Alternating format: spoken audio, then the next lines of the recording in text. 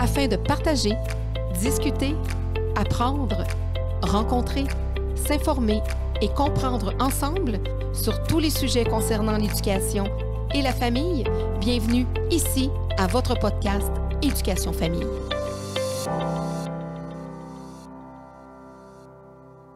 Alors, j'ai deux nouveaux invités. Hein? Toi, c'est quoi ton nom? Mathis Lefebvre. Mathis. Salut Mathis. Toi? Mathieu. Mathieu. Ouais. Mathieu et Mathis. Mathis et Mathieu. Ouais, Vous êtes deux bons amis? Ouais. Ouais. Et toi, c'est pas ton premier podcast, ta deuxième expérience? Ouais, mon deuxième, ouais. OK. T'as fait... C'est quel autre podcast que J'en tu ai as fait fait? un avec mon équipe d'hockey à un moment, ouais. OK. Donc, tu es Ouais. un joueur de Ouais, hockey. ouais. Vous allez à quelle école? Pierre Dupuis. Pierre Dupuis. Super. Et comment ça se passe, l'école, pour vous autres? Ben, c'est bien, on se concentre beaucoup.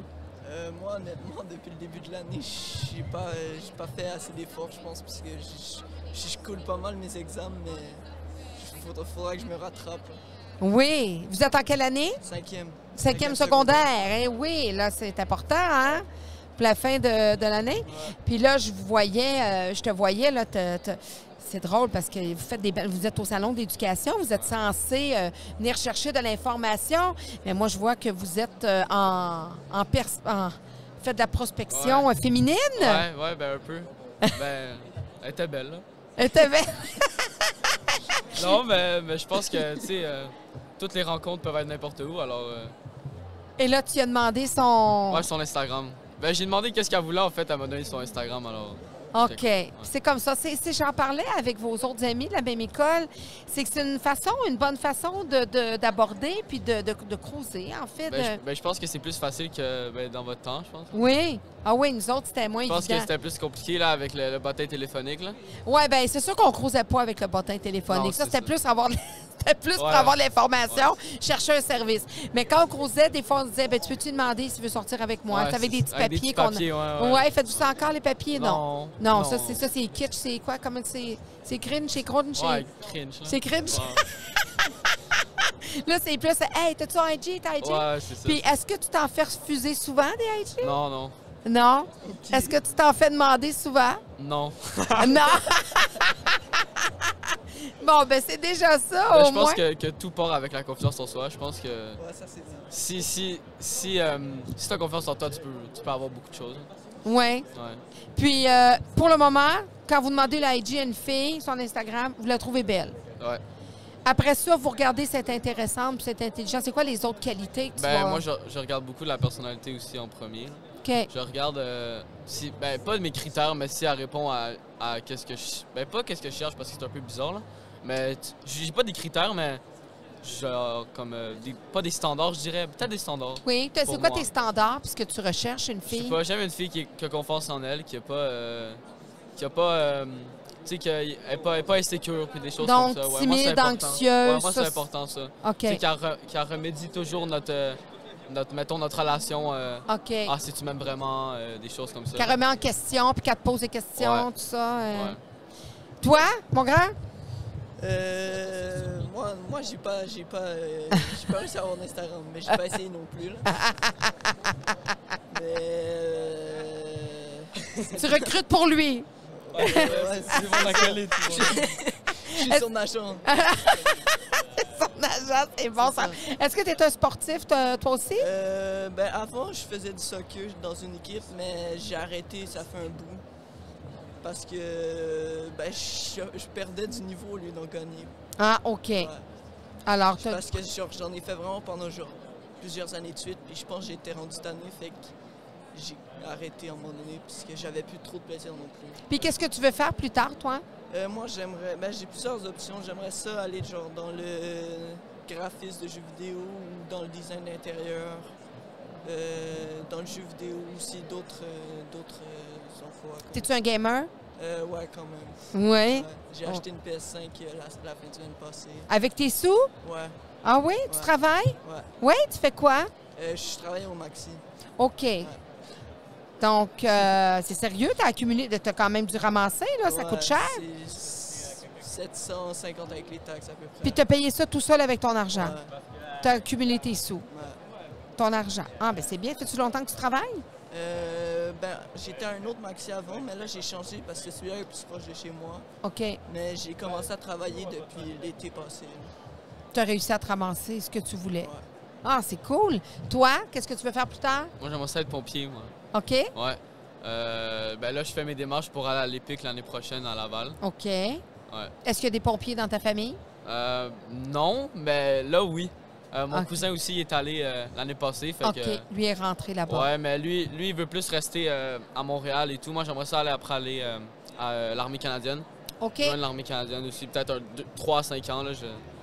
Ouais, ça m'intéresse. Donc, ça tente de diriger... Ouais, des choses physiques et tout, j'aime ça. OK. Donc, tu es un sportif et tu fais... C'est quel sport déjà que tu m'as dit? OK. Ok, Ah oui, c'est ouais, vrai, tu es ouais. un joueur de hockey. Puis, t'es-tu pas mal dans un haut niveau? Ou, Je suis 3, hein. Oh, quand même.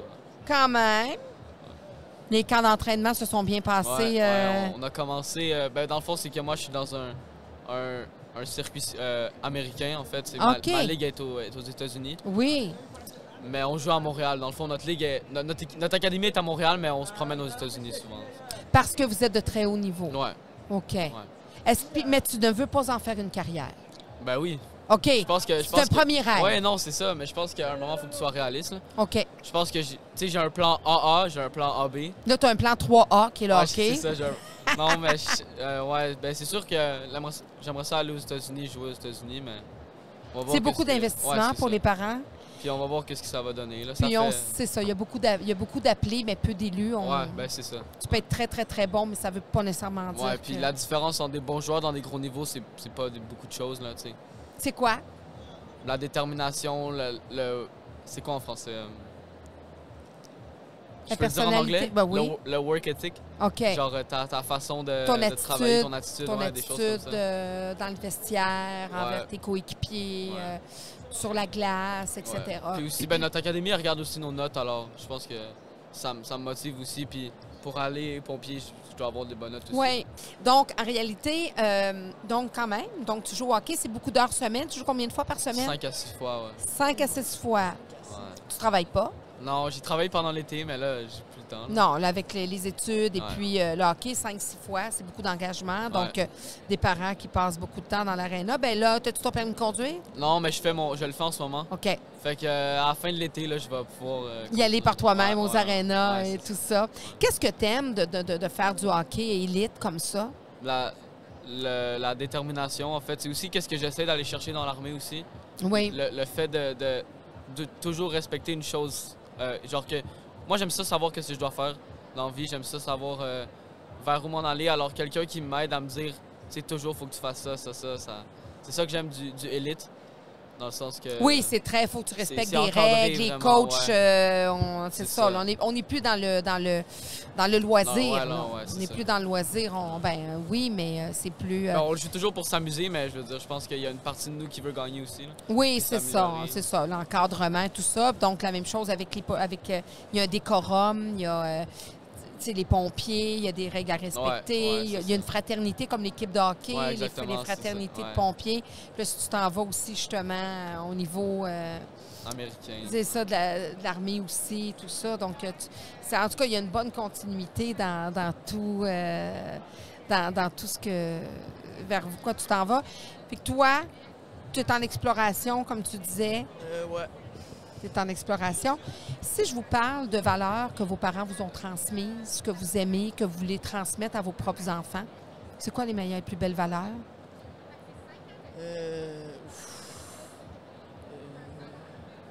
C'est quoi tes qualités? Tes qualités? Qualité, je trouve que je suis à l'écoute quand les gens y parlent. Sinon, je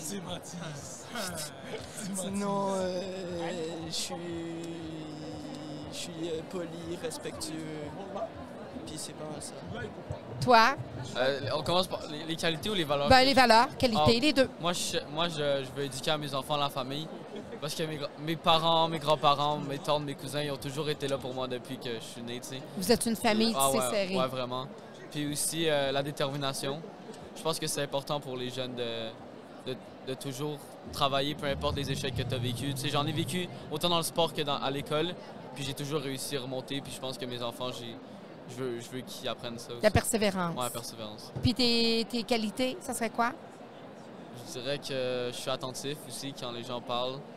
Est-ce que sensible, c'est une qualité? Ben oui, si tu l'utilises. Non, mais dans le sens que pas que je pleure à tout, là, mais que... Mais OK, donc même si t'es un garçon, tu sais, des fois, on va dire les garçons, ils vont pas pleurer, quoi que ce soit, t'es pas sensible. que je pleure toujours, mais j'ai... Si t'as des émotions ouais, à avoir, je tu vas les pas avoir. les montrer, ouais, c'est ça. Je suis aussi respectueux avec les gens que j'aime et tout. Ouais. Et dans la société dans laquelle vous évoluez, qu'est-ce que vous trouvez que la société vous apporte de plus dans la société dans laquelle vous évoluez présentement en tant qu'adolescent puis futur jeune adulte? Qu'est-ce que vous appréciez de la société?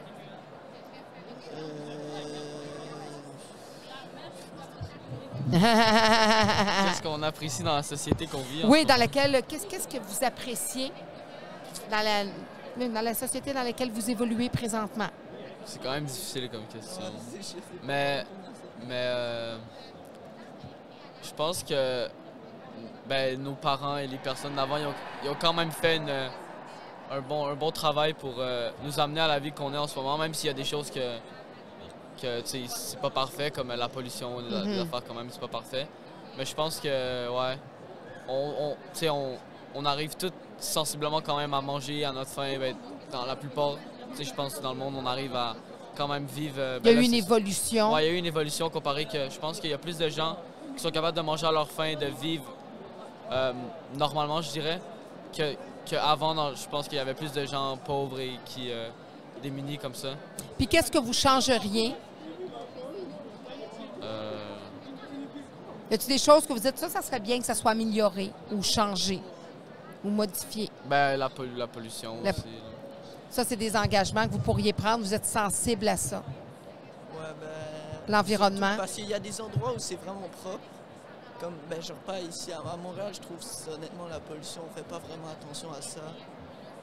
Mais comme il y a des endroits d'autres pays, genre à Dubaï, c'est propre, genre vraiment très. T'es allé à Dubaï? Non, non, OK. Tu sais. Non, je sais. Non, mais t'aurais pu. Genre j'ai vu des vidéos comme quoi, genre c'est vraiment propre et tout. Puis. D'améliorer la conscience Ouais. plus environnementale. Ouais. Puis de faire des gestes, oui. Moi, je suis allé, j'ai fait quand même beaucoup de voyages. Mais récemment, je suis allé 2 fois à Boston cet été, puis au début de l'année. Puis c'est vraiment une ville vraiment, vraiment propre, je trouve, comparé à Montréal. Là. OK. Il y a vraiment beaucoup de choses qu'on pourrait apprendre de Boston. Oui, parce que pour le hockey, j'imagine. Ouais, c'est ça, j'avais, ouais. Puis, non, mais c'est ça, je pense que, tu sais, les mégots de cigarettes, il y a des bouteilles d'eau qu'on voit à Montréal qu'il n'y a pas à Boston, là. C'est vraiment propre. Je sais pas si c'est les gens qui travaillent là qui sont mieux Ouais. payés que nous, là, mais... Oui, il y a une conscience un petit peu plus Ouais, je pense, au niveau des gens, des citoyens. Là, Ouais. bon, c'est l'entretien aussi Ouais. de la ville, etc. On parlait tout à l'heure on faisait des blagues avec les filles, tu sais, les relations, tout ça. Est-ce que vous croyez que votre génération peut avoir des relations durables? Ah oui. Tu sais, être 40 ans, 50 ouais. ans avec la même personne? Oui, mais je pense que peut-être c'est moins courant que la génération. Tu sais, mes grands-parents, ils ont fêté leur 50e anniversaire de mariage. Là. Mais moi, je veux vraiment apprendre de eux. Là. Tu sais, moi, je suis vraiment pas... Moi, ça m'inspire, là, mes grands-parents et tout. Fait que je pense... Mais oui, je pense que oui, là, on peut. Donc, Mais tu crois à ça? Je crois à ça, mais c'est plus rare, peut-être. Ouais, plus fort. Oui. Parce que, genre, à notre âge, genre, on n'est pas assez comme. Genre, la maturité, tu vois, on l'a pas au complet et tout. Fait que, genre, il y a des relations qui. C'est plus difficile, genre, de maintenir une relation, genre, longtemps. Je pense aussi que les réseaux sociaux, ça aide pas. Je pense que c'est dans le sens que dès que tu te sens plus bien avec une personne, tu peux juste aller regarder les réseaux sociaux, t'abonner à des gens random et faire connaissance. Mais je pense que ouais, c'est ça, la facilité que nous, on a maintenant de s'approcher aux gens était beaucoup plus facile que, tu sais, dans le temps, comme de vous, quand vous rencontriez, mettons, un gars, ben là, je vais rester avec lui parce que ça m'a pris du temps avant de le rencontrer. Oui, c'est ça. Ben, c'est sûr que c'était plus difficile de tu sais, c'est ça, c'était moins accessible à ce moment-là, mais on choisissait le bon. Là, on en faisait peut-être moins. On était moins. On ne demandait pas des IG comme ça. Ouais, là, il est cute. On voyait des petits mots. C'était différent. C'était différent. Est-ce que vous en parlez de ça des fois avec vos parents, de la différence dans leur temps? Est-ce qu'il y a des choses que vous partagez, qui vous partagent, qui font en sorte que vous savez comment ça s'est passé pour eux? Tu veux y aller? Moi, je parle pas vraiment de ça avec mes parents. Non. J'avoue, je leur pose pas beaucoup de questions sur leur vie d'avant. Non. Mais comme je suis quand même curieux, je devrais leur poser plus de questions. Ben, moi avec mon père, lui aussi a joué au hockey. Ouais. Puis il me parlait aussi souvent, tu sais, comment que le jeu il s'est amélioré. Ben, pas amélioré dans le sens que maintenant c'est plus vite. Il y a beaucoup, tu sais, de plus en plus jeunes dans les sports. Dans tous les sports, ils sont plus conditionnés vite.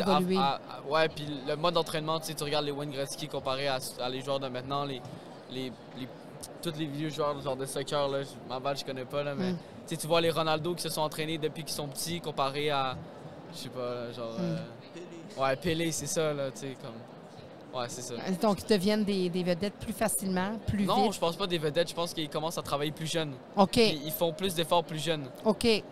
Dans le sens que, tu sais, moi, j'ai commencé un peu tard, j'ai commencé à 5 ans. OK. On dit tard, mais en général, c'est 3 à 4 ans. Oui, ils mettent des patins dans Non, c'est ça. Ben, je patinais, mais genre, ma première saison, c'était 5 ans. Il y en a, ils commencent à 4, fait que... Ouais, ils sont dans les plus petits, là. Moi, soccer, j'ai commencé, j'avais 4 ans, j'avoue. Ouais, c'est ça. J'avoue. Toi, tu joues encore au soccer?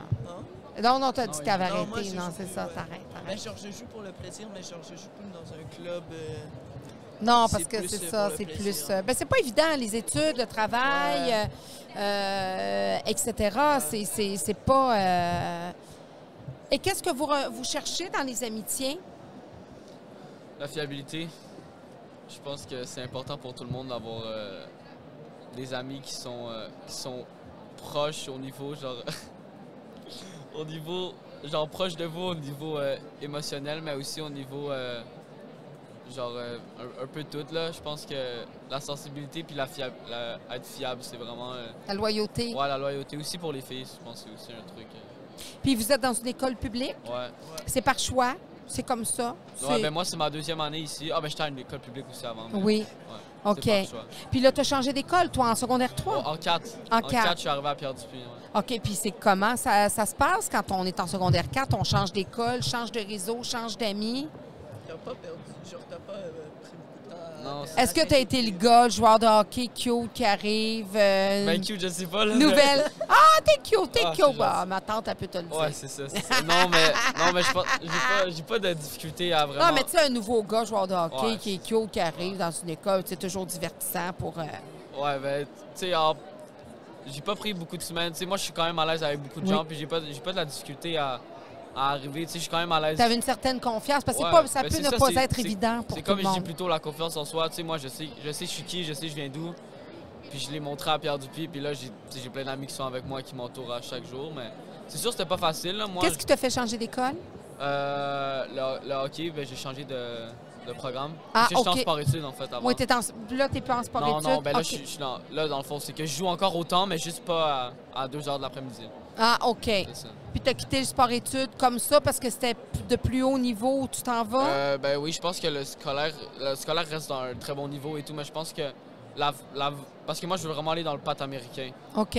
Puis au scolaire, c'est Toi, vraiment t'aimerais ça, mieux dans ben, une ligue américaine. Ouais, c'est Puis ça. le trajet, c'était Le d'aller trajet, vers ça. c'est d'aller dans le civil, ouais.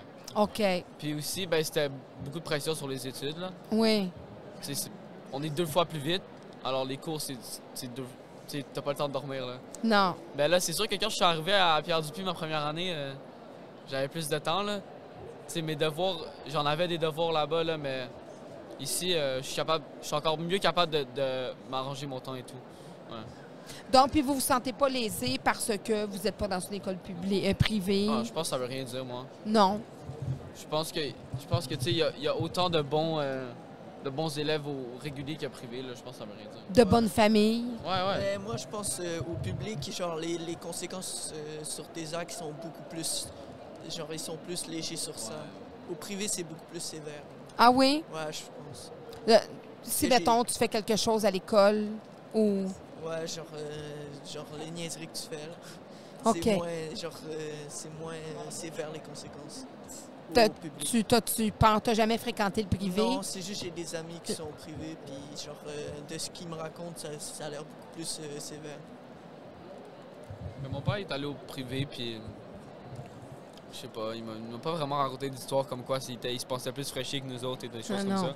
Puis je pense que encore plus maintenant, je vois pas comment le privé peut être meilleur que... Pas dans le sens, je veux pas partir un débat, là, mais... Non. Je veux dire, je vois pas trop les avantages que le privé ont que le public. Je pense au niveau cégep, université, je l'accorde que peut-être le privé ont plus de choses. Mais autrement, au secondaire, je pense que tu apprends les mêmes choses au même niveau. Là, non, puis moi, je peux te dire que j'ai reçu des élèves du privé et du public durant 2 jours. Puis, je veux dire, j'ai des jeunes articulés, des jeunes de bonne famille, avec un beau langage, avec un bel avenir, avec des belles valeurs, avec des belles amitiés. Peu importe. Puis ça, c'est bien parce qu'on va ressortir. Là, la seule différence, c'est qu'il y en a qui avaient des uniformes, d'autres pas. Non, c'est ça. Ben nous, on a un uniforme, mais c'est juste un chandail. Là. Oui. Mais ouais. Non, c'est ça. Moi, c'est pour un petit peu plus uniformiser à ce moment-là. Qu'est-ce qu'on peut vous souhaiter? Vous voyez où dans 5-10 ans? Dans la NHL.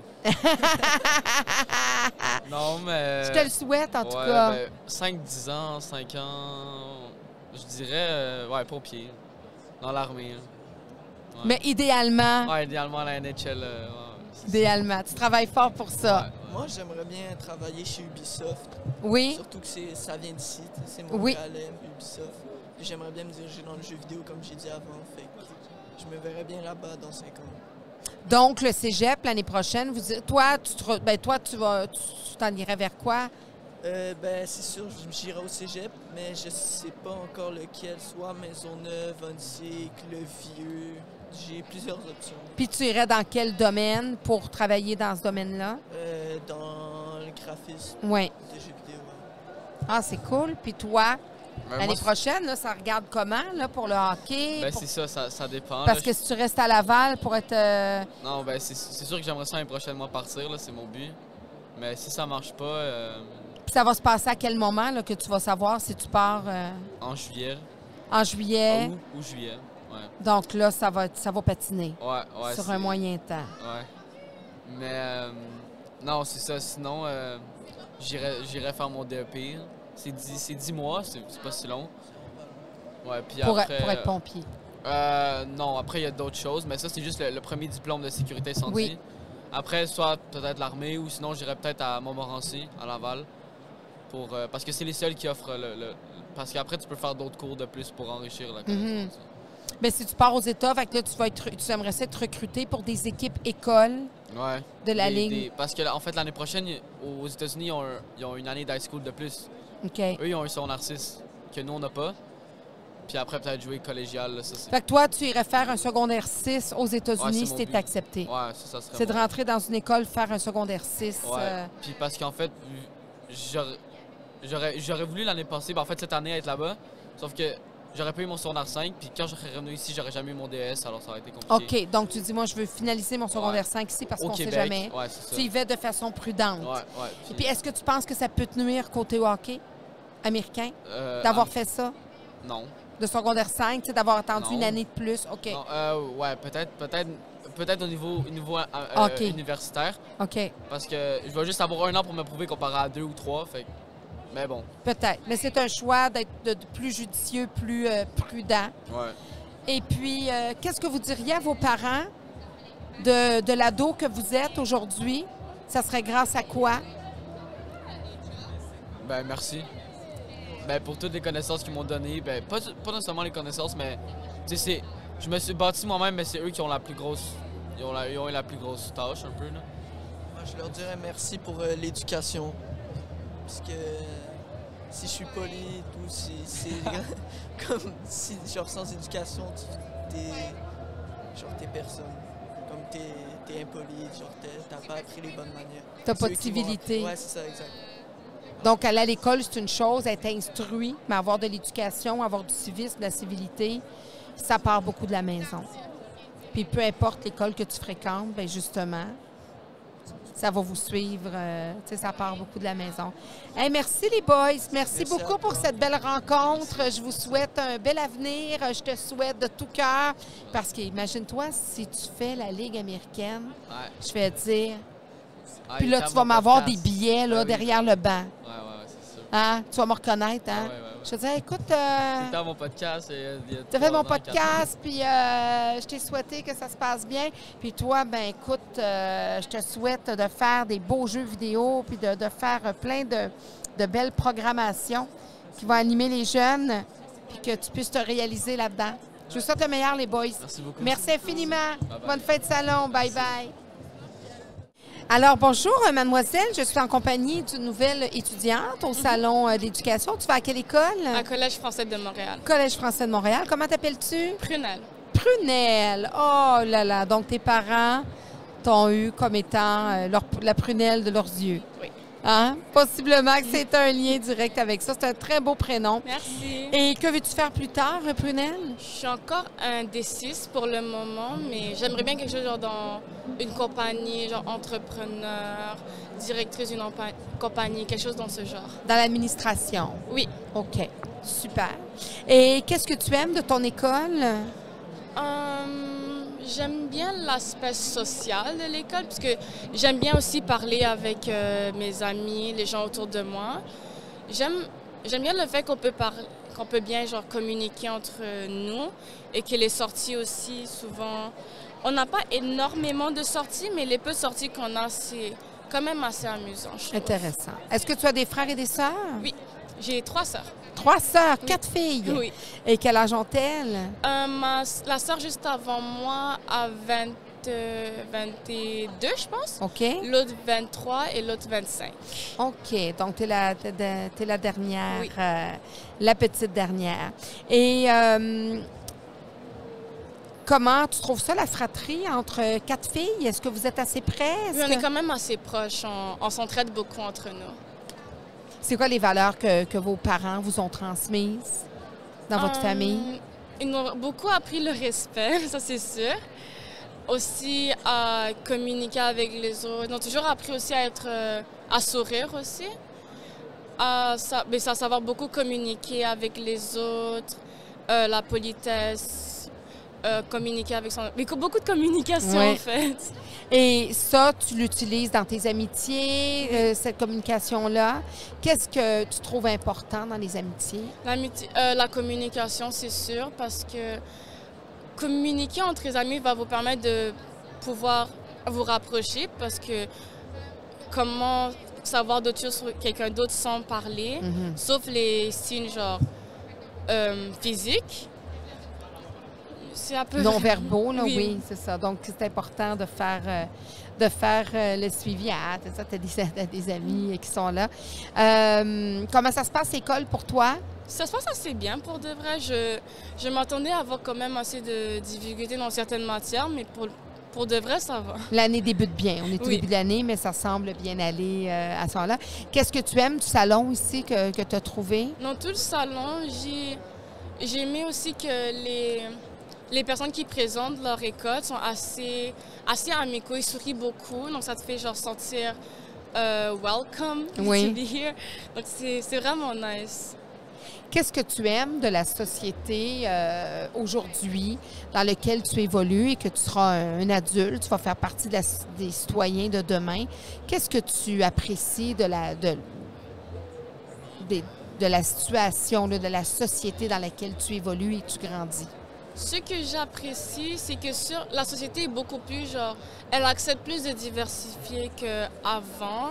Par exemple, il y avait beaucoup de choses avant les années 2000 seraient zéro acceptées, alors que là, en 2023, tu as beaucoup plus d'options.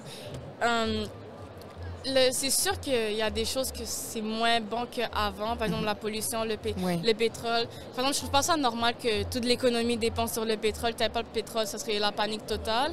Alors qu'il y a 200 ans, le pétrole existait, genre on n'avait même pas découvert ça, puis les gens vivaient assez bien. Donc, j'aime le fait qu'il y a beaucoup plus d'options, mais la dépendance sur certains trucs est aussi très genre concerning sur comment on évolue. Donc, et toi, qu'est-ce que tu ferais pour changer la société, pas de changer, mais améliorer la société dans les années futures pour que ça se passe encore mieux? Bon, ça serait compliqué, mais j'aimerais aussi trouver une énergie qui ferait aussi fonctionner le monde, mais autre que le pétrole. OK. Parce que le pétrole, on a vu les effets que ça fait et encore, les gens se soucient, mais si on met dans un pourcentage, c'est sûr que c'est moins que 50 et que dans 20 ans, c'est là où il y aura plus de 50 mais ce sera déjà trop tard, par exemple. Et aussi, genre donner de la gentillesse. Par exemple, aux sans-abri, moi, pour vrai, ça me fait de la peine de voir un sans-abri. Surtout, genre, hier, j'étais partie magasiner avec ma soeur et je vois des sans-abri, ils n'avaient même pas genre de couverture alors qu'il faisait froid. Il était comme 21h le soir. Ça me faisait de la peine, mais je pouvais rien faire. Je pouvais rien y faire, j'avais pas d'argent sur moi. Et aussi, ce que j'aime pas, c'est qu'il y a plusieurs personnes, ils veulent donner de l'argent, mais leurs parents vont dire donne pas de l'argent, il va seulement acheter des cigarettes avec. C'est sûr qu'il y a certaines personnes qui vont le faire. Mais je suis sûre qu'il y a une grande partie que c'est pas à cause qu'ils ont été paresseux ou une dépendance qu'ils ont dans la rue. Il y en a que c'est juste qu'ils étaient malchanceux. Donc donner comme... c'est pas toujours un choix nécessairement un choix d'être dans la misère ou d'être parfois c'est de la itinérant. malchance, parfois c'est juste la famille, elle a grandi avec peu de moyens. En plus, comment la société augmente et demande toujours beaucoup plus d'argent alors que le salaire, il augmente pas souvent. Donc donner une chance à des personnes moins munies, ça serait vraiment nice. Donc, tu aimerais ça de faire... Et tu disais, qu'est-ce que tu veux faire plus tard? Quelque chose dans une compagnie. Oui, OK, dans plus tard. Donc, tu pourrais même être dirigeante d'une fondation. Tu pourrais faire de l'administration, donc, et de changer le monde à travers la gestion. Ça, c'est sûr et certain. Et si je parle d'amitié, qu'est-ce que tu apprécies dans tes amitiés? J'aime le fait de pouvoir compter sur quelqu'un. Avant, j'étais quelqu'un qui aimait pas vraiment compter sur beaucoup de personnes, à part moi-même. Tu étais plus solitaire? Oui. Es-tu une fille assez solitaire? Mais j'ai appris à savoir que je peux compter sur d'autres personnes que juste moi-même. Donc, de faire confiance aux autres. Et les médias sociaux. Oui. Qu'est-ce que tu auras à dire sur les médias sociaux? C'est sûr qu'il y a des aspects positifs, des aspects négatifs. Positifs dans un certain sens. Tu peux apprendre des choses, tu peux t'inspirer de certaines choses, mais négatifs, par exemple, cet exemple, on le donne beaucoup de fois, mais dans l'aspect physique, surtout chez les filles, ils vont toujours voir des modèles, genre elles vont trouver vraiment belles, qui vont commencer à les idoliser. Alors, ils vont faire tout leur possible de ressembler à quelqu'un qui, alors, tu sais même pas si dans la vraie vie, elle ressemble vraiment à ça. Ou elle est heureuse, C'est ou elle ça, est bien. Tu sais jamais. Peut-être qu'elle a eu genre 30 plastiques surgeries, mais tu sais pas encore. Tout ce que tu peux voir, c'est une photo. C'est le pareil. Donc, j'aimerais que... Genre, c'est nice, les réseaux sociaux, c'est que ça te fait rire, ça fait passer le temps, mais... Il ne faut pas trop dépendre sur ça. Il ne faut pas trop plus. dépendre de ça, puis ça fait partie de ta génération, etc. C'est sûr, là. Est-ce que tu as quand même un bon réseau d'amis? Est-ce que tu as plusieurs amis? Oui, quand même. Et qu'est-ce que tu retrouves? Qu'est-ce que tu cherches dans tes amitiés? Je cherche quelqu'un qui me fait rire, Ouais. assez honnête aussi, généreux, comme... Dans d'autres sens, juste des green flags, genre plus de drapeaux vert que rouge, quoi. Et comment envisages-tu ta vie d'adulte? Bon, qu'est-ce que vous voulez dire par là? Toi, tu te vois où dans plusieurs années? Dans plusieurs années. Qu'est-ce qui serait la meilleure option pour toi? Qu'est-ce que tu aimerais beaucoup qui se passe dans 5-10 ans? La meilleure option, c'est sûr, avoir une vie assez confortable. Comme... C'est le rêve de plusieurs personnes, mais genre être riche, ce serait le rêve de plusieurs personnes, avoir beaucoup d'argent. Mais en même temps, j'aimerais avoir beaucoup d'argent, mais pas trop le montrer, tu vois. Avoir beaucoup dans mon compte bancaire, mais par exemple avoir une grande maison, genre un château quasiment. Parce que aussi, ça a beaucoup de risques. Si tu en as un, il y a beaucoup de gens qui peuvent venir te cambrioler, c'est sûr. OK. Donc toi, si tu deviens millionnaire, tu voudrais pas trop le montrer? Genre, ça me dérange pas de dire à quelques personnes, mais comme... Je ne veux pas devenir célèbre non plus. Donc... Tu veux garder... tu as une certaine timidité? Tu es assez réservée dans la vie? Non. Non? OK. Non, tu es plus extravertie? Oui. OK. Donc, est-ce que tu te considères comme une élève populaire dans ton école? Selon moi, non. J'aime pas vraiment... Je me considère pas vraiment populaire, sûr que je connais pas tout le monde. Mais selon certaines personnes, quelqu'un me dit « Ah, Prunette, t'es populaire! » Mais en vrai, je sais pas, j'ai des gens que je dis bonjour tous les matins. Oui, non, je comprends. Et qu'est-ce que tu aimes de ton école? Mon école, vous n'avez pas déjà posé cette Ah question? oui, bien, je veux dire, en lien avec tes relations amicales.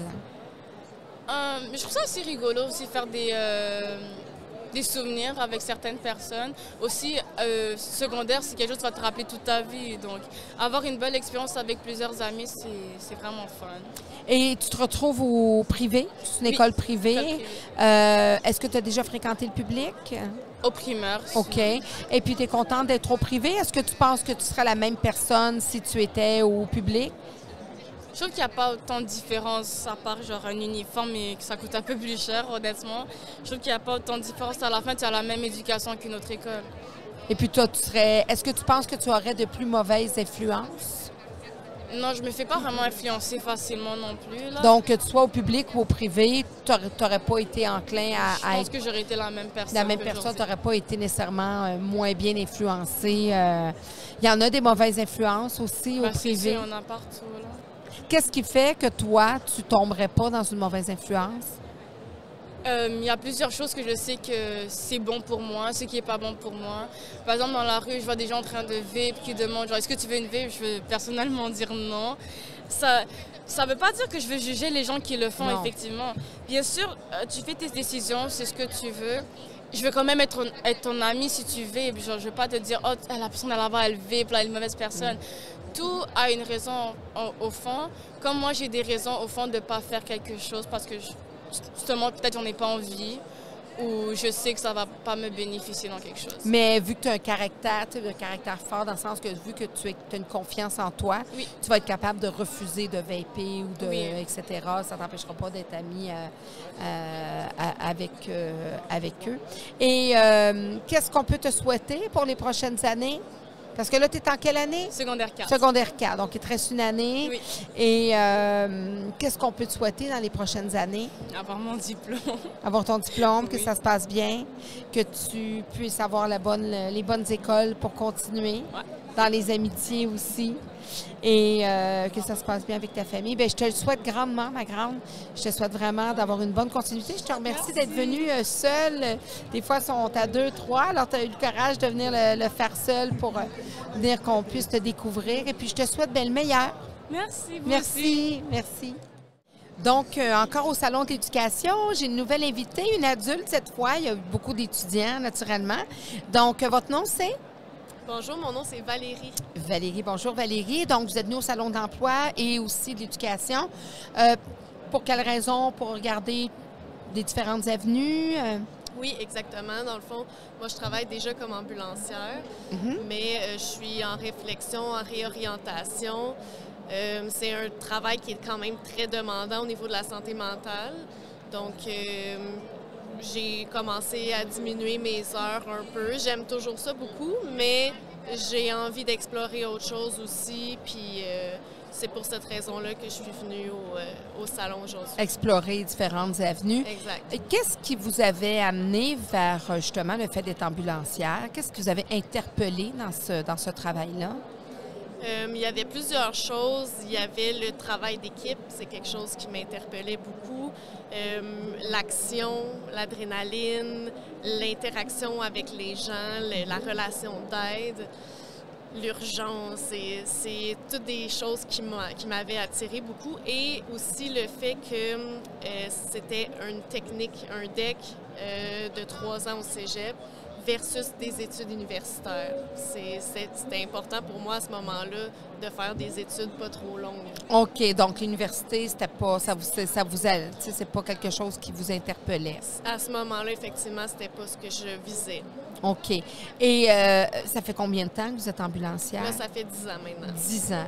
Donc, après 10 ans, là, vous avez la possibilité de diminuer les heures. C'est une possibilité dans votre travail que vous pouvez dire, ben moi, je ne veux pas faire du plein temps, je veux faire du 20 20 heures semaine. Exactement, oui. Ça, c'est quand même un côté vraiment intéressant de cette profession-là. Oui, parce qu'il y a des professions, des métiers qui ne veulent pas. Là. Exactement. On a des horaires super flexibles. Dans le fond, comment ça fonctionne à chaque mois, on émet nos disponibilités pour le prochain mois. Ah. Donc, on a quand même des disponibilités minimales à respecter, mais on peut ajuster ça comme on veut. Donc, ça nous permet de faire autre chose aussi. C'est quoi, en gros, le travail d'ambulancier? Principalement, à la base, mettons qu'on y va au plus simple, c'est de répondre aux appels au 911 dès que les gens ont besoin d'une ambulance. On les stabilise sur place, on leur apporte les soins nécessaires sur place, puis on les transporte à l'hôpital. Est-ce que, parce que les premiers répondants, c'est les pompiers, si je ne me trompe pas. Ça dépend des villes. OK. Il y a des villes qui n'ont pas de premiers répondants comme tel. Sur toute l'île de Montréal, c'est les pompiers, effectivement, qui sont premiers répondants. Il y a d'autres municipalités que c'est les policiers qui vont être premiers répondants. Okay. C'est ça, ça dépend c'est vraiment. C'est une décision municipale. Exactement. OK. Exactement. Dans les villes où il n'y a pas de premiers répondants, en fait, là, le but du premier répondant, c'est de diminuer le temps-réponse des appels au 911. OK. Le tampon entre la vraie intervention. Exactement. Fait que si l'ambulance, ça prend 6 minutes à arriver sur place, mais qu'il y a un premier répondant qui peut être là dans 2 minutes, bien, il y aura ça de gagné déjà pour avoir les premiers soins. Un premier soin qui vont être capables parce que, justement, un pompier a sa formation de premiers soins, le policier aussi. Donc vous êtes je dirais peut-être pas des mini-médecins, mais vous avez quand même des connaissances importantes à avoir pour stabiliser un état, pour... Exactement. On doit être très polyvalent parce que ça peut être tellement n'importe quoi, autant des problèmes médicaux, de cœur, de respiration, d'AVC, mais ça peut être autant des accidents de la route, ça peut être autant des intoxications, de la drogue, une noyade, ça peut être de la santé mentale, beaucoup, des tentatives de suicide.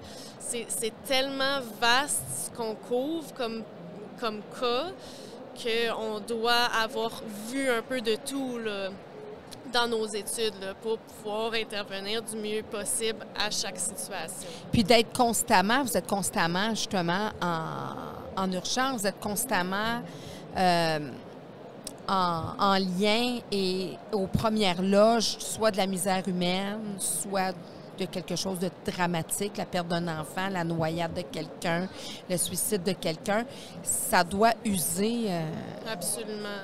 C'est quand même très demandant. C'est toujours... En général, quand on appelle le 911, c'est une des pires journées qu'on vit. Là. Oui. Fait que c'est toujours la pire journée de la personne. D'un côté, on est très privilégié de pouvoir accompagner les gens dans cette souffrance-là. C'est quelque chose de très gratifiant de pouvoir apporter de l'aide dans ces situations-là.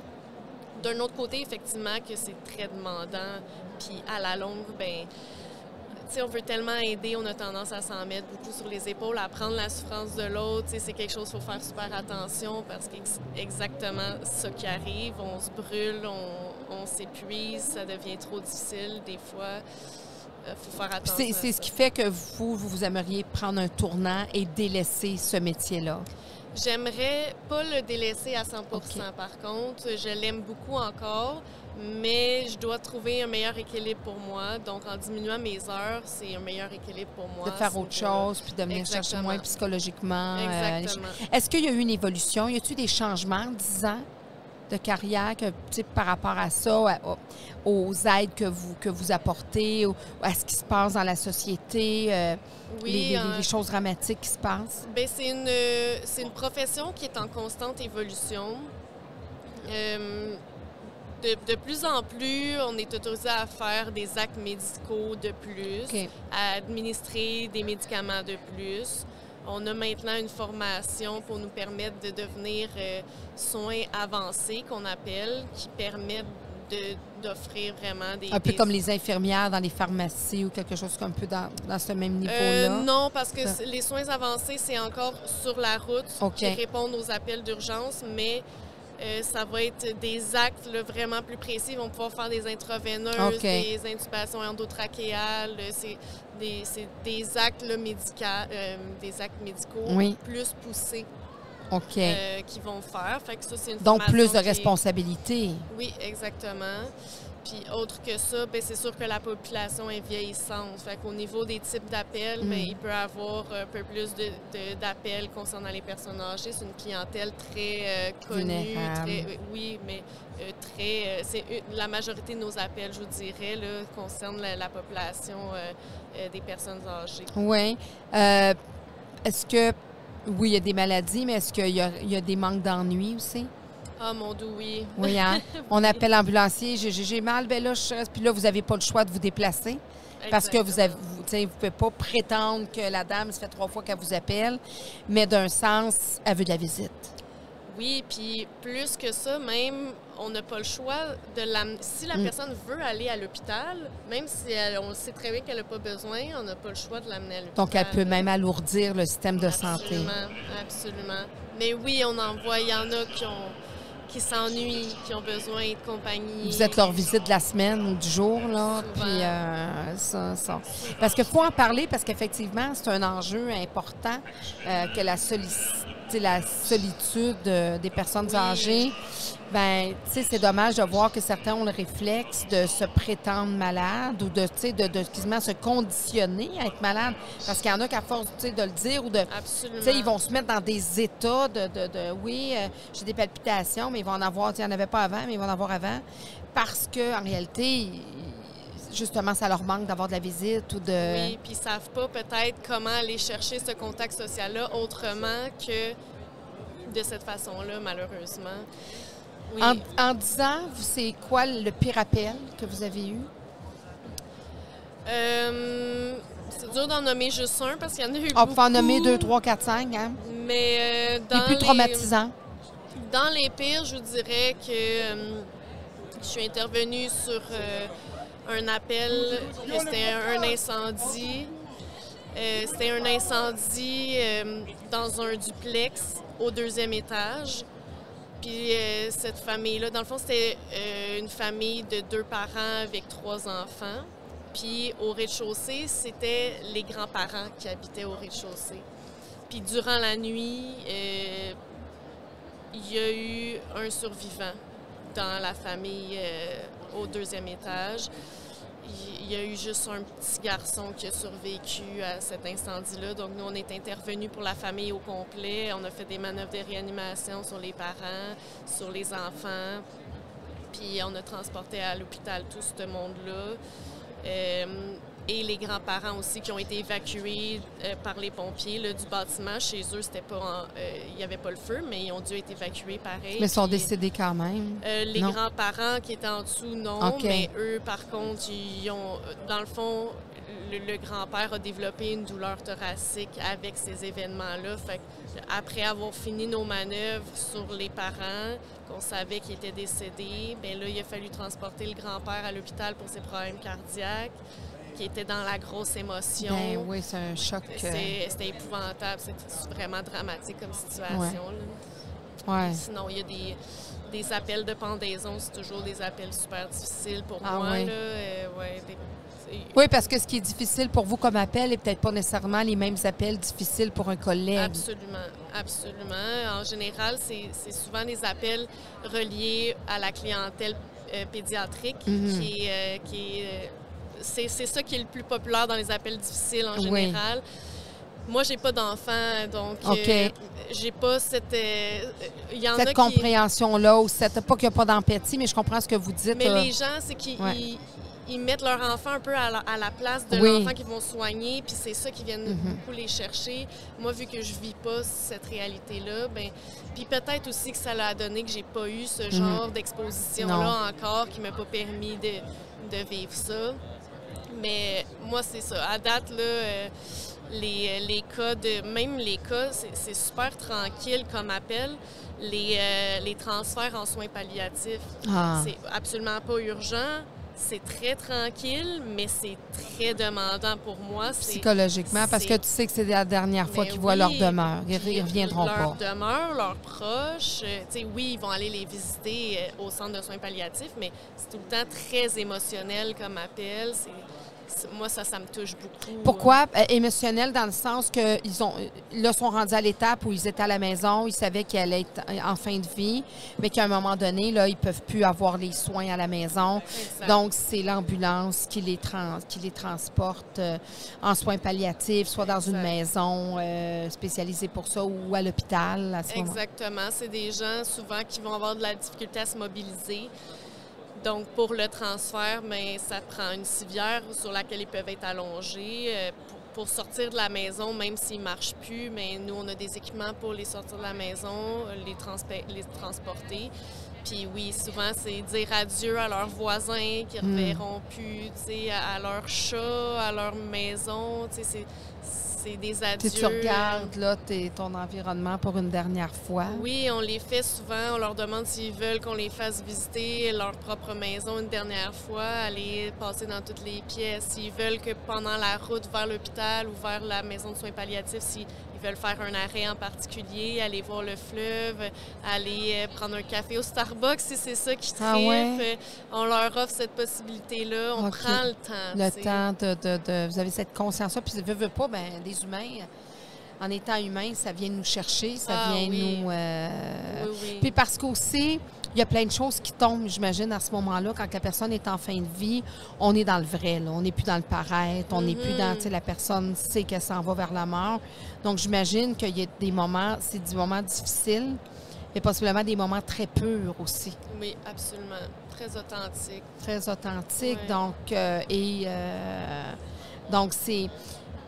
Parce que c'est quand même très prenant, c'est un don de soi aussi.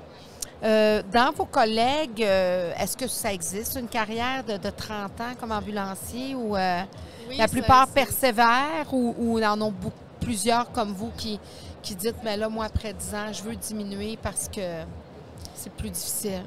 Je vous dirais que de plus en plus, il y a des réorientations, il y a des gens qui vont diminuer leurs heures, effectivement, ou qui vont carrément changer de domaine. OK. Mais on a beaucoup de collègues qui prennent leur retraite sur l'ambulance, qui ont fait ça toute leur vie. Peut-être que... Je ne sais pas si c'est vraiment en lien avec cette profession-là ou la nouvelle génération en général qui va avoir tendance à moins explorer un peu plus, moins garder un métier toute sa vie, puis avoir tendance à vouloir explorer, comme vous dites. Là. Les problèmes de santé mentale, il y en a de plus en plus? Ou c'est pas mal pareil, ça a toujours été? On ne sait pas si c'est qu'il y en a plus ou si c'est que les gens... sont plus ouverts à en parler? Exactement. OK. Exactement. Mais oui, ça fait partie de nos appels quotidiens. Là. Puis c'est pour ça qu'il faut être super polyvalent parce qu'à l'école, on apprend les cas les pires tout le temps. Il faut qu'on soit capable d'intervenir sur des gros accidents de la route, des arrêts cardio-respiratoires, tout ça. Mais un appel qui concerne plus la santé mentale, on n'est pas particulièrement dans l'urgence, là, mais il y a une relation d'aide à faire quand même qui peut être un peu plus pointue, mais que c'est peut-être un petit peu trop vague pour l'apprendre à l'école parce que c'est pas urgent. Oui, puis quand est-ce que tu appelles, quand est-ce que tu n'appelles pas aussi, tu sais, la limite peut être mince. C'est pas la même pour tout le monde, cette limite-là. Un appellerait après telle situation, l'autre serait capable de vivre la situation différemment. Puis, autant il y en a qui nous appellent trop tard qu'il y en a qu'on se demande pourquoi ils ont appelé. Ça varie tellement. Non, c'est ça. Il y en a qui sont vite sur la gâchette. Bien, oui, puis on se rend compte qu'il y a beaucoup de gens aussi qui sont démunis au niveau des ressources. Qui ne sont pas conscients que ça peut être une possibilité d'aller voir au CLSC, d'appeler le pharmacien, d'aller sur Internet, trouver un rendez-vous en clinique. Fait que leur ressource la plus accessible, c'est le 911. Oui, puis est-ce que vous sentez que c'est moins valorisé, votre métier, que les métiers semblables, comme par exemple les polices, pompiers, etc., tu sais, ambulanciers, pourtant vous faites beaucoup, vous allez faire des interventions. Est-ce que, selon vous, c'est le métier un peu mal aimé des gens à un uniforme relié au service d'aide aux citoyens, mettons? Oui, effectivement. On on a souvent l'impression qu'on passe en dernier. Souvent, on fait des grosses interventions pendant lesquelles on a besoin d'aide des différents services. Mais aux nouvelles, on dit l'accouchement a été fait avec l'aide des policiers. Puis on est comme, mais c'est nous qui étions là. Les policiers sont juste arrivés après, au cas où qu'il y avait quelque chose d'autre. Mais c'est pas nous qui sommes nommés. C'est pas un policier qui a sorti le bébé, là. C'est ça, exact. Fait qu'effectivement, qui a coupé le cordon, là. C'est pas le policier, exact. Là. Des fois, on passe un peu passer sous le radar, c'est ça, ou en dessous de la, c'est ça, en dessous de la couverte. Puis pourtant, c'est important. Est-ce que c'est un métier qui est encore convoité? Oui, on a... par contre, l'affaire, en fait, on engage beaucoup en ce moment. Il y a beaucoup d'inscriptions dans les cégeps, dans la technique en soins préhospitaliers d'urgence. Par contre, c'est pas donné par tous les cégeps, cette technique-là. OK. Donc, à cause de ça, il pourrait avoir plus de finissants. Mais c'est quelque chose qui intéresse les jeunes quand même. Oui, c'est quand même assez contingenté là, au cégep. C'est pas tout le monde qui s'inscrit, qui ont accès au programme. Là. Donc, ils en cherchent. Il y a des possibilités d'emploi. Ah, absolument.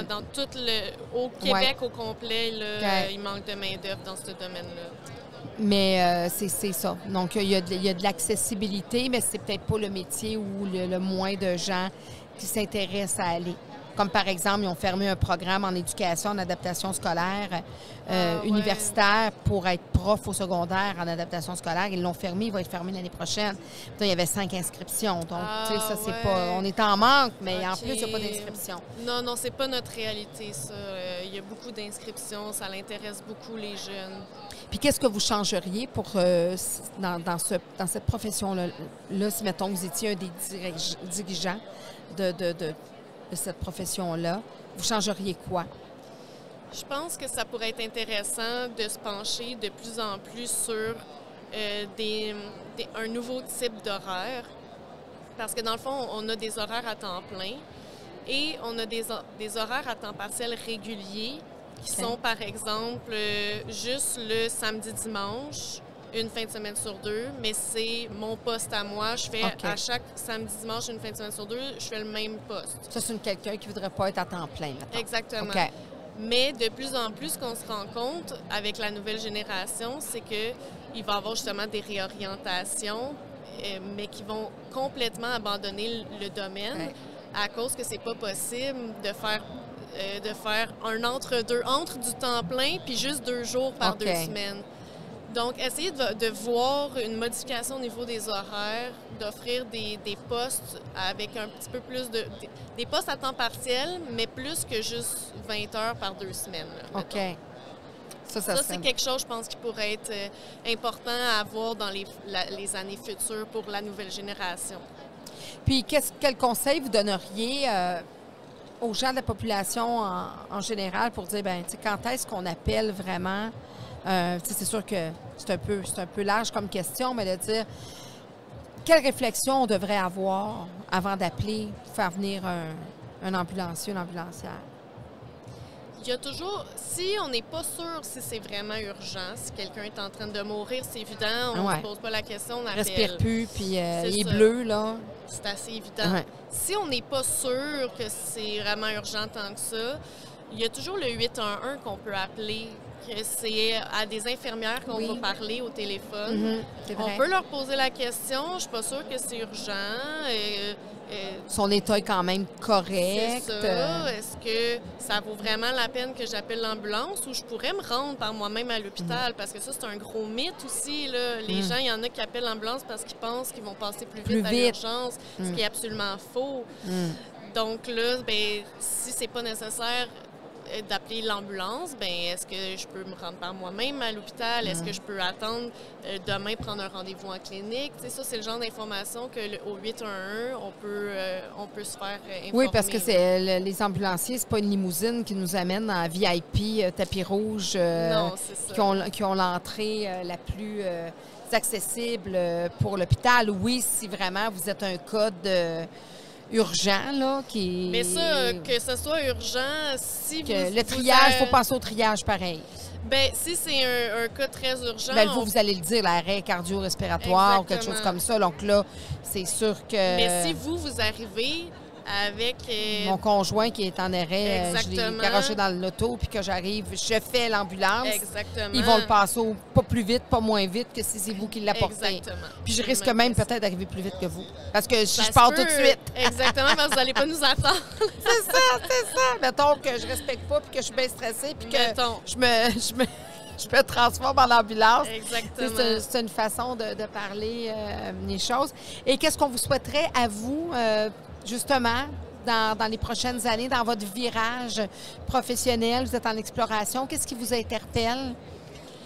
L'éducation, c'est quelque chose qui m'interpelle beaucoup. Je donne de la formation déjà de premiers soins, justement, en lien avec mon domaine, mais l'enseignement comme tel, c'est quelque chose que j'aime beaucoup. Donc, l'éducation... Transmettre des connaissances. Justement, vous faites de la formation, justement, pour les premiers soins. Ça, c'est quelque chose que la majorité des gens, monsieur, madame, tout le monde, devrait avoir. Ah oui, vraiment. Ça peut vraiment sauver des vies. Oui, de plus en plus, il y en a qui parlent de donner ces cours-là à l'école, à tous nos jeunes. Mais oui. Quelque chose de tellement pertinent, là. Ouais. Même dans les... Bon, on sait que dans les entreprises, ça se fait ici, Oui, ça se fait de aussi, plus mais je en sais des fois plus. qu'ils sont limités au nombre de personnes. Exactement. Donc, ça, c'est une autre chose, mais effectivement, ça peut changer des vies, puis ça peut Oui. remettre en perspective certaines choses, et puis ça peut Absolument. désengorger aussi. Absolument. Justement, on peut faire une intervention rapide, puis se présenter en voiture avec le membre de notre famille ou le membre qu'on connaît qui vient d'avoir une urgence, Exactement. sans appeler nécessairement, parce que ça aussi, ça sauve des vies dans le sens que, si vous êtes à la maison A qui a plus ou moins besoin de vous, fait que la maison B, elle aurait eu besoin de vous, je comprends que, mais des fois, c'est d'où arrivent les délais Exactement. d'arriver, parce qu'on peut tomber sur une mauvaise journée. Là, il y a beaucoup d'appels, des coups de chaleur, des personnes... Tu sais, des fois, il y a des conditions climatiques, mais Oui, il absolument. y a pleine lune. C'est-tu vrai qu'à la pleine lune, il y a plus d'appels? C'est vraiment très répandu comme croyance. Ouais. Au cégep, on avait eu un cours en sociologie qui nous avait montré les statistiques qui démentaient ça, OK. cette croyance-là. Mais encore aujourd'hui, parmi mes collègues, la pleine lune, c'est quelque chose qui revient souvent. Il y a souvent qui font des liens avec le fait qu'à la pleine lune, là, Ouais, les gens virent fous, là. il y a quelque chose qui se passe dans les astres. Bien, merci infiniment, ma chère, d'être venue nous plaisir. parler puis de votre métier. Puis je vous souhaite un bon virage, un virage à la hauteur de vos espérances. Et puis, merci. qui sait, nos routes pourront peut-être se recroiser. Oui, certainement. Merci. Mais merci à vous. Merci. Bye-bye. Bye. Alors, toujours au Salon d'éducation, on découvre des kiosques intéressants. Et aujourd'hui, je suis au kiosque. Culture et moi. Le kiosque Culture et moi, c'est une campagne de promotion et de valorisation des métiers de la culture, pour les 15-25 principalement. OK. Et vous faites quoi? Vous allez chercher des gens, des formations? Alors dans le fond, c'est une campagne qui est initiée par le ministère de la Culture et qui est opérée par Compétences Culture. Dans le fond, c'est promouvoir les métiers de la culture auprès des jeunes et aussi auprès des parents. Le secteur de la culture, en ce moment, a besoin d'énormément d'emplois. Les salaires ont quand même principalement augmenté dans pas mal de domaines. On a des métiers qu'on a identifiés comme étant sous tension de recrutement. Donc des métiers où on a vraiment un besoin criant, où on ne sait pas comment faire parce qu'il nous manque du monde. Alors la campagne a pour but de séduire, je dirais, la cible, donc des 15-25, pour leur donner des idées avec des choix de carrière. Et les choix de carrière en culture sont très vastes. C'est pas simplement, je vais dire, artiste de cirque ou peintre. La culture, c'est très vaste. Alors, on a un métier comme par exemple gréeur, la personne qui s'occupe de tirer les cordes dans les théâtres ou dans les spectacles. Mais on a aussi direction générale. On manque de direction générale. Comptable, on a besoin de comptable. On a besoin aussi de juristes dans le secteur de la culture. Alors, parfois, on se dit, je vais être comptable dans un secteur du transport, mais il y a aussi de la place en culture. On n'est pas obligé d'être sur une scène. Exactement, on n'est pas obligé d'être sur une scène. Puis ce qu'on a appelé justement, c'est les travails aussi de l'ombre, ce qui est à l'arrière dans les coulisses. Ben, c'est ça qui fait vivre la culture, c'est aussi tout un ensemble. Alors, le but de cette campagne, c'est de promouvoir avec des vidéos et avec des fiches métiers pour donner toutes les informations nécessaires aux jeunes, savoir combien il peut gagner, quels sont les débouchés, quelles sont les possibilités d'évolution de carrière. On lui donne tout un éventail d'informations informations. Puis le but aussi, c'est de séduire, je dirais, un petit peu les parents, parce que souvent dans les choix de carrière, les parents ont un grand pouvoir. Alors nous, c'est de rassurer les parents et de leur dire que quand on travaille en culture, l'idée que l'enfant va avoir de la difficulté financière, ça a changé. Il y a des domaines dans la culture où on travaille très bien. La phase qu'on est en train de présenter pour la campagne Culture et moi, ce sont les métiers d'avenir, c'est-à-dire la création numérique, donc tout ce qui est par exemple captation de mouvement, la réalité virtuelle, tous ces métiers-là, c'est ultra payant. Les effets spéciaux et tout ça. Les effets spéciaux, c'est ultra payant.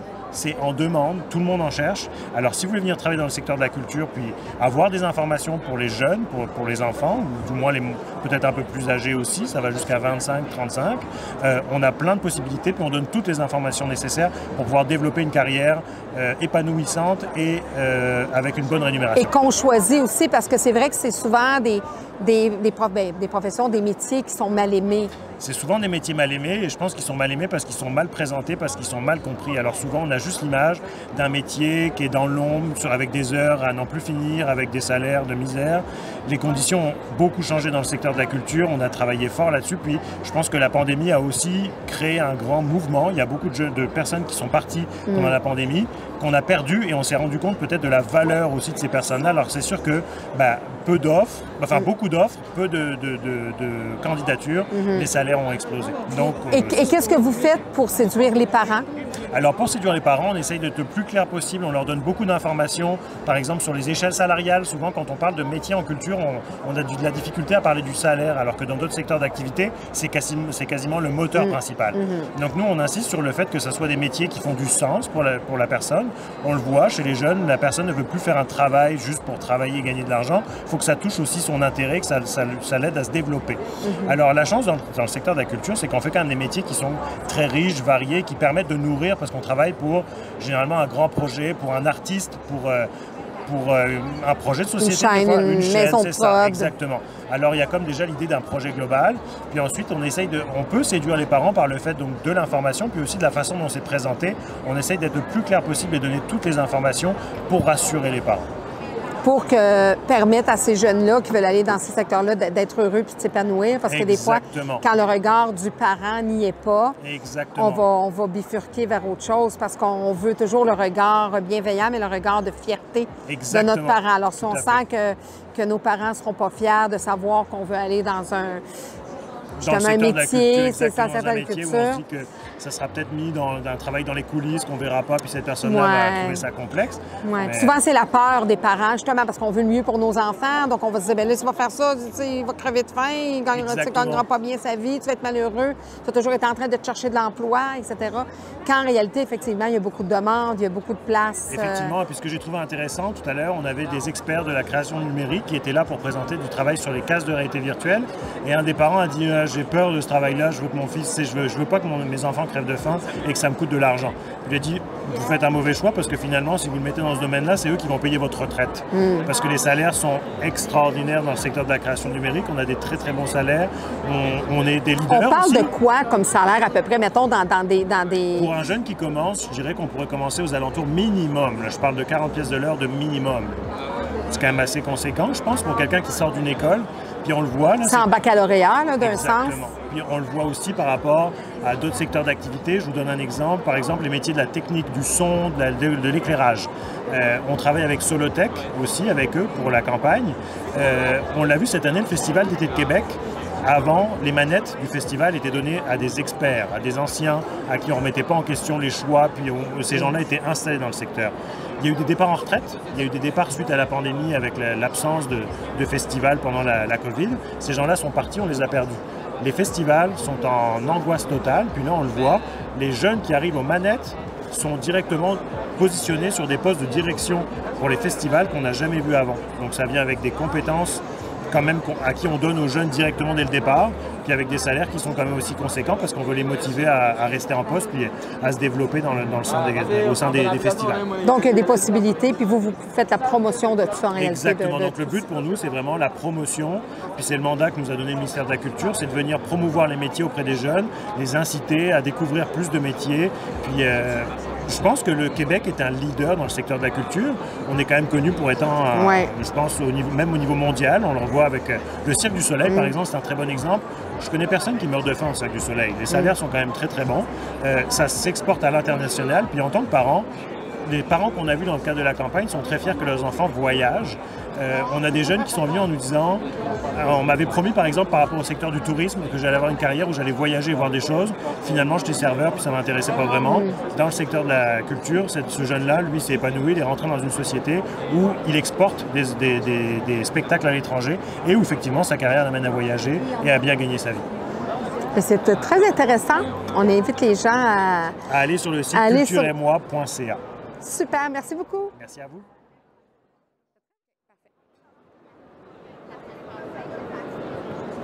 Alors, je suis au kiosque de recrutement pour les policiers du Nunavik et j'ai fait une superbe rencontre encore au Salon d'éducation. Je déniche toujours des petits kiosques pour vous. Alors, je suis avec... Tommy Bertrand. Bonjour, Tommy. Merci, bonjour. Alors, toi, tu as une histoire particulière parce que là, tu es policier au Nunavik. Oui, exactement. Et ça fait combien de temps? Ça fait 3 mois que je suis policier au Nunavik. Mais avant, tu étais... Avant, j'étais enseignant au secondaire. OK, tu enseignais quoi? J'enseignais l'art dramatique. OK. Et puis, c'est tout un changement. Tu étais dans la région de Montréal, tu étais comme... Oui, exact. J'étais dans la commission scolaire de la Rivière-du-Nord, c'est SRDM. OK, parfait. Et qu'est-ce qui a fait en sorte que tu as voulu comme complètement changer? J'ai vraiment eu... Quand j'étais plus jeune, j'ai fait ma technique policière. OK. Après ça, j'ai décidé de me diriger vers l'enseignement. C'était deux domaines qui m'agaçaient un peu. Ma mère était en prof, mon père était en policier. Ah!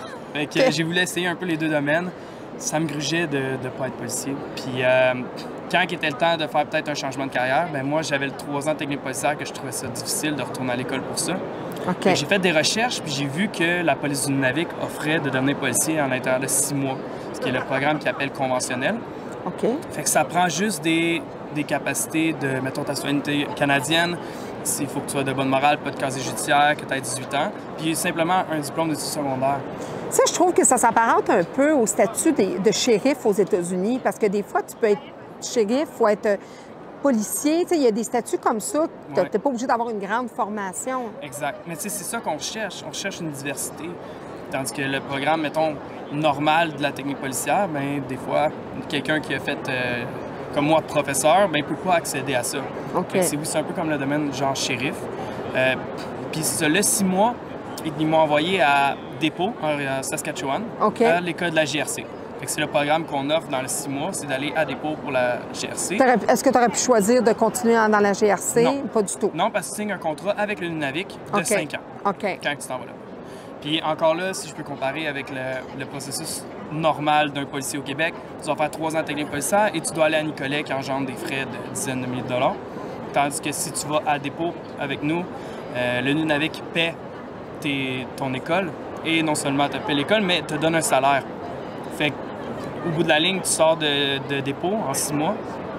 Puis tu as un beau travail, puis tu n'es pas endetté non plus. Mais là, il y a des parents qui voient leurs jeunes s'en aller vers la police, qui disent « Oui, mais il me semble qu'après tant d'années, puis avec Nicolette, il me semble que ça va être moins dangereux pour mon enfant, ma fille, pour mon garçon, parce que plus de formation, ça dure plus longtemps. » Qu'est-ce que tu dis à ces gens-là?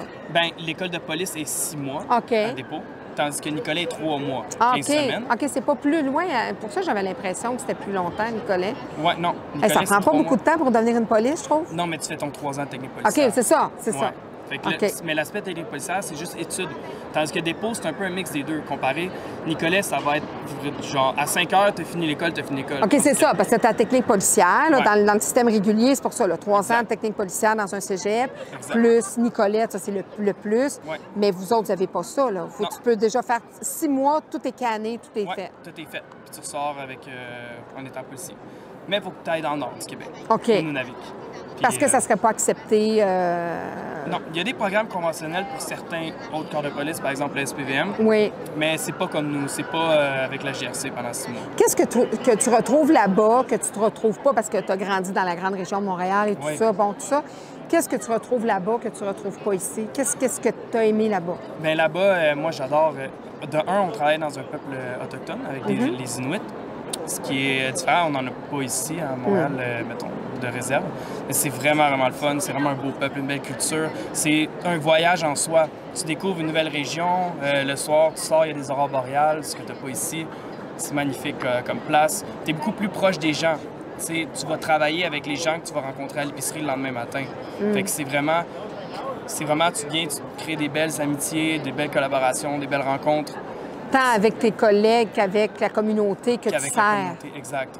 T'sais, on est tous là un peu pour aider la communauté, puis les gens locaux le voient, le sentent, et que ça fait en sorte que on développe vraiment une collaboration.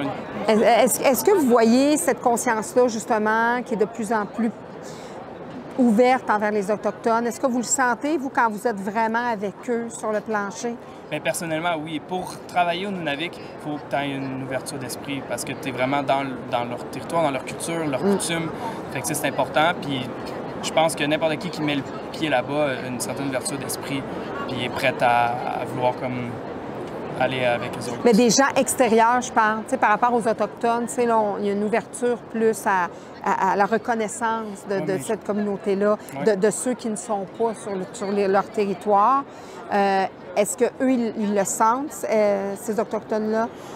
Est-ce que vous, vu que tu es sur leur terrain? Moi, je suis avec les Inuits. Okay. Je ne sais pas les autres réserves, comment que ça se passe. Mais chez les Inuits, oui. C'est sûr que, on est là, puis ils savent aussi qu'on travaille avec eux, puis pour eux. Fait que, oui, ils sont contents, puis ils nous apprécient. Puis, tu sais, ils nous invitent beaucoup. J'ai pu goûter du beluga. Une famille qui m'avait invité à goûter du beluga. On apprend vraiment la culture, puis on vit avec eux autres. Fait qu'il y a une ouverture d'esprit, puis ils nous montrent, ils nous démontrent comment... Qu'est-ce que tu apprécies le plus? Qu'est-ce que tu as découvert que tu ne savais pas en étant avec ces gens-là? J'ai découvert aussi le partage. C'est vraiment intéressant. Ils sont très, très, très généreux. Il y a un frigidaire communautaire pour le village, que quand ils vont chasser, ils amènent, mettons, de la viande, puis n'importe qui a faim peut aller dans le frigidaire communautaire, se prendre de la viande. Puis le partage est vraiment présent, puis je pense pas qu'on verrait ça ici, tu sais. Il y a beaucoup... La chasse et pêche est très présente pour eux. Ça, c'est super intéressant, c'est vraiment important, puis c'est le fun, c'est leur mode de vie. Puis, c'est quelque chose aussi qu'on n'a pas de temps ici, mettons, à Montréal, c'est pas tout le monde qui chasse et pêche. Là-bas, c'est tout le monde qui chasse et pêche. Fait que c'est vraiment bon. Pas le hockey, là. Mais ils sont bons au hockey. Ils sont bons au hockey. Mais ils n'ont pas peur du froid, en tout cas. C'est des gens de plein air, puis c'est vraiment cool. Puis, c'est quoi les enjeux qu'ils ont, comme policiers? Qu'est-ce que tu rencontres là-bas comme enjeu, comme détresse qu'on voit, qui serait différent d'ici? C'est sûr qu'ici, il y a beaucoup de toxicomanie. Il y a un problème d'alcool, malheureusement. Que peut-être ici, c'est sûr qu'ici aussi, il y en a. Là-bas, il était peut-être un petit peu plus élevé. Mais, tu sais, on essaie quand même, là, ça va bien. C'est sûr qu'il y a des enjeux. Je dirais que le gros enjeu, c'est d'être loin de la famille, peut-être. Pour moi, personnellement. Ah oui? T'sais, tandis que leur enjeu social, etc., on va retrouver la même chose ici. C'est juste que c'est différent. Oui, parce que toi, c'est ça, tu as dû t'éloigner de ta famille. Oui, pour. Puis là, tu as un contrat de 5 ans. Oui, moi, j'ai signé mon contrat de 5 ans. Puis est-ce que tu penses, c'est sûr que c'est tôt parce que ça fait 3 mois là, que tu es là comme policier, mais est-ce que tu penses continuer? Moi, j'aimerais vraiment ça continuer. Là, en ce moment, c'est du 3 mois, 1 mois, notre horaire qu'on fait. Ce qui est quand même, tu sais, c'est le fun, mais ça se fait bien. Mais notre programme de 6 mois veut permettre au service d'implorer le 2 semaines, 2 semaines. Donc, 2 semaines de travail, 2 semaines de congé au sud. OK. Fait que ça, c'est cool. Puis avec le 2 semaines, 2 semaines, il n'y a aucun corps de police qui va offrir quelque chose comme ça. OK. C'est pour être plus, pour convoiter encore plus, puis être un petit peu plus intéressant. Exact. Pour que les gens puissent faire comme toi, puis les jeunes quitter leur cocon familial pour devenir policier. Exact. Puis donc, tu t'ennuies pas de ton métier d'enseignant? Non. Puis c'était l'art dramatique quand même. Donc, dramatique. Est-ce que des fois, l'acteur en toi sort un peu? Bien, je dirais pas l'acteur en moi sort un peu, mais tu sais, ça m'a donné une facilité d'approche avec les jeunes. Ouais. J'étais habitué de travailler avec les jeunes. Fait que d'être là-bas aussi, les jeunes sont tout le temps dehors. Fait que, tu sais, je vais jouer au basket avec eux. Fait que c'est ça que ça me permet, d'être proche, un peu plus proche des jeunes. Puis c'est le fun, tu sais. Il y a beaucoup de jeunes au Nunavik. Fait que je retournerai pas, je pense, dans l'enseignement. Mais tu sais, peut-être d'aider dans les écoles, faire de la prévention, quelque chose comme ça pourrait être quelque chose que je pourrais faire. Donc là, maman n'est pas trop déçue? Non. Papa est quand même fier. Maman n'est pas trop déçue, papa est fier. Exact. Mais ils ne peuvent pas dire que tu n'as pas tenté les deux. Tu as touché aux deux professions. Mais écoute, je te remercie beaucoup pour cette rencontre. Puis j'espère que vous allez pouvoir recruter beaucoup pour aller aider ce peuple-là. Merci beaucoup. Merci.